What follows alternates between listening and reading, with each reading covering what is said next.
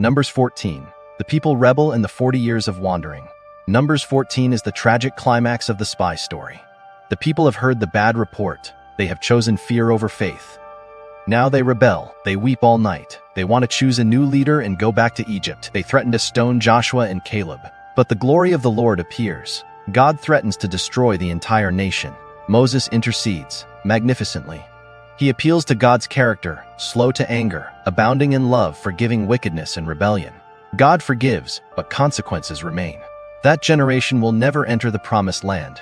They will wander 40 years, 1 year for each day of spying, until they die in the wilderness. Only Joshua and Caleb will enter. Then the people try to go up on their own and are defeated. This chapter is a sobering study in unbelief, intercession, forgiveness, and the justice of God. That night, all the members of the community raised their voices and wept aloud. All the Israelites grumbled against Moses and Aaron, and the whole assembly said to them, "If only we had died in Egypt, or in this wilderness. Why is the Lord bringing us to this land only to let us fall by the sword?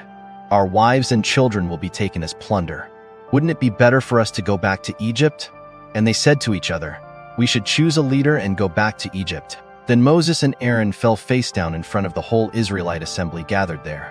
Joshua, son of Nun, and Caleb, son of Jephunneh, who were among those who had explored the land, tore their clothes and said to the entire Israelite assembly, "The land we passed through and explored is exceedingly good. If the Lord is pleased with us, he will lead us into that land, a land flowing with milk and honey, and will give it to us. Only do not rebel against the Lord, and do not be afraid of the people of the land, because we will devour them. Their protection is gone, but the Lord is with us. Do not be afraid of them." But the whole assembly talked about stoning them. Then the glory of the Lord appeared at the tent of meeting to all the Israelites. The Lord said to Moses, "How long will these people treat me with contempt? How long will they refuse to believe in me, in spite of all the signs I have performed among them? I will strike them down with a plague and destroy them. But I will make you into a nation greater and stronger than they." Moses said to the Lord, "Then the Egyptians will hear about it. By your power you brought these people up from among them, and they will tell the inhabitants of this land about it. They have already heard that you, Lord, are with these people, and that you, Lord, have been seen face to face, that your cloud stays over them, and that you go before them in a pillar of cloud by day and a pillar of fire by night. If you put all these people to death, leaving none alive, the nations who have heard this report about you will say, 'The Lord was not able to bring these people into the land he promised them on oath, so he slaughtered them in the wilderness.' Now may the Lord's strength be displayed just as you have declared. The Lord is slow to anger, abounding in love and forgiving sin and rebellion. Yet he does not leave the guilty unpunished. He punishes the children for the sin of the parents to the 3rd and 4th generation. In accordance with your great love, forgive the sin of these people, just as you have pardoned them from the time they left Egypt until now."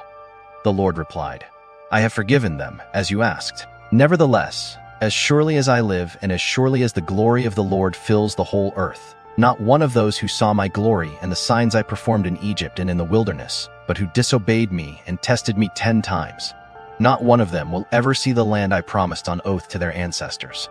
No one who has treated me with contempt will ever see it. But because my servant Caleb has a different spirit and follows me wholeheartedly, I will bring him into the land he went to, and his descendants will inherit it. Since the Amalekites and the Canaanites are living in the valleys, turn back tomorrow and set out toward the desert along the route to the Red Sea." The Lord said to Moses and Aaron, "How long will this wicked community grumble against me? I have heard the complaints of these grumbling Israelites. So tell them, as surely as I live, declares the Lord, I will do to you the very thing I heard you say. In this wilderness your bodies will fall. Every one of you 20 years old or more who was counted in the census and who has grumbled against me. Not one of you will enter the land I swore with uplifted hand to make your home, except Caleb son of Jephunneh and Joshua son of Nun. As for your children that you said would be taken as plunder, I will bring them in to enjoy the land you have rejected. But as for you, your bodies will fall in this wilderness. Your children will be shepherds here for 40 years, suffering for your unfaithfulness, until the last of your bodies lies in the wilderness. For 40 years, 1 year for each of the 40 days you explored the land. You will suffer for your sins and know what it is like to have me against you. I, the Lord, have spoken, and I will surely do these things to this whole wicked community which has banded together against me. They will meet their end in this wilderness. Here they will die." So the men Moses had sent to explore the land who returned and made the whole community grumble against him by spreading a bad report about it.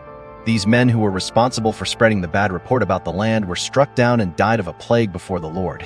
Of the men who went to explore the land, only Joshua son of Nun and Caleb son of Jephunneh survived. When Moses reported this to all the Israelites, they mourned bitterly.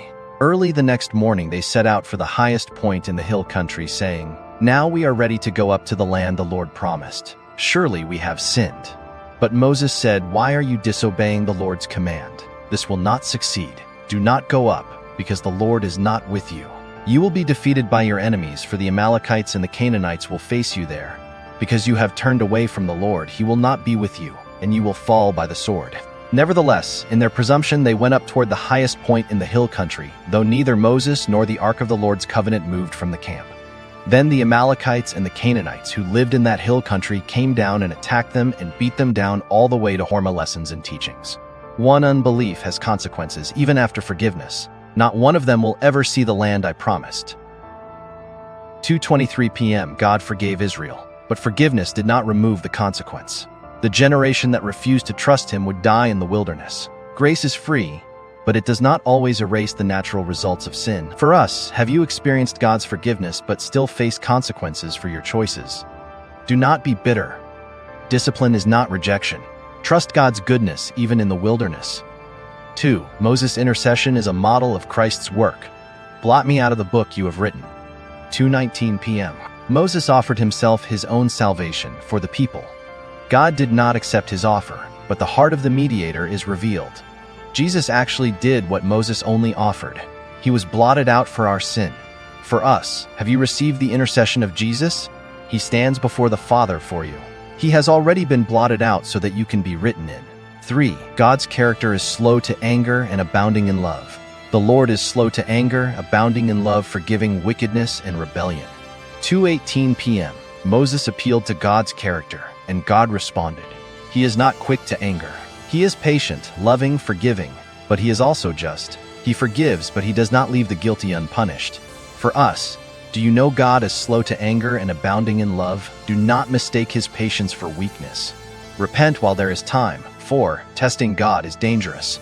They tested me 10 times. 2:22 p.m. The people tested God repeatedly.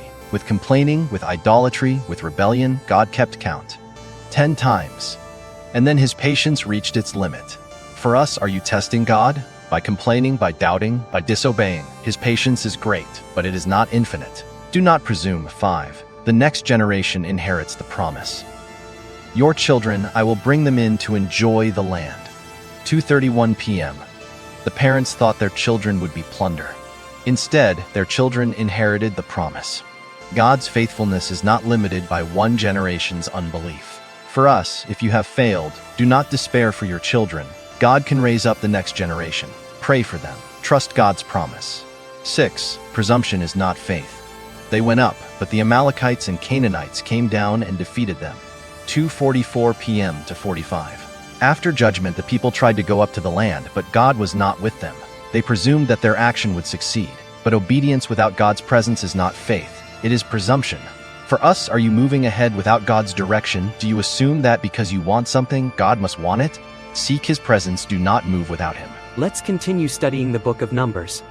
Subscribe, like, comment, and hit notification button for more videos, more Bible study, and more Bible knowledge. We got you.